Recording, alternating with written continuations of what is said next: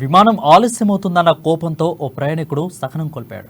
Flight బయలుదేరడానికి మరికొంత సమయం పడుతుందని పైలట్ ప్రకటిస్తుండగా ఒక్కసారిగా అతని పైకి దూసుకుపోయి భౌతికంగా దాలిపడ్డాడు. అయితే ఢిల్లీ నుంచి గోవాకు వెళ్లే ఇండిగో విమానంలో ఈ ఘటన చోటు చేసుకుంది. ఇండిగో ఫిర్యాదు మేరకు పోలీసులు ప్రయాణికుడిపై కేసు నమోదు చేసి అదుపులోకి తీసుకున్నారు.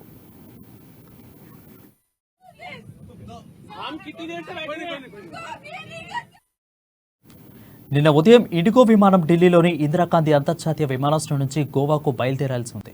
కానీ దట్టమైన పొగమంచు కారణంగా దాదాపు 13 గంటలు ఆలస్యమైంది. డీజీసీఏలో నిబంధనల ప్రకారం అప్పటిదాకా డ్యూటీలో ఉన్న పైలట్లు దిగిపోయారు. కొత్త పైలట్లు డ్యూటీలోకి వచ్చారు. ఈ సందర్భంగా కొత్తగా డ్యూటీలోకి వచ్చిన పైలట్స్ ఫ్లైట్ బయలుదేరడానికి మరో గంట సమయం పడుతుందని ప్రకటిస్తుండగా వెనుక సీట్లో కూర్చున్న సాహిల్ కఠారియా అనే ప్రయాణికుడు పరిగెత్తుకుంటూ పైలట్ పైకి వచ్చి దాడి చేశారు. ఈ ఘటనకు సంబంధించిన వీడియో సోషల్ మీడియాలో ప్రస్తుతం వైరల్ అవుతుంది. ప్రయాణికుడు తీరుపై నెటిజన్లు విమర్శలు గుప్పిస్తున్నారు. కాగా పైలట్ పై దాడికి పాల్పడిన ప్రయాణికులు సాహిల్ కఠారియాపై ఇండిగో పోలీసులు ఫిర్యాదు చేసింది. అయితే ఢిల్లీ పోలీసులు అతనిపై కేసు నమోదు చేసి అదుపులోకి తీసుకున్నారు.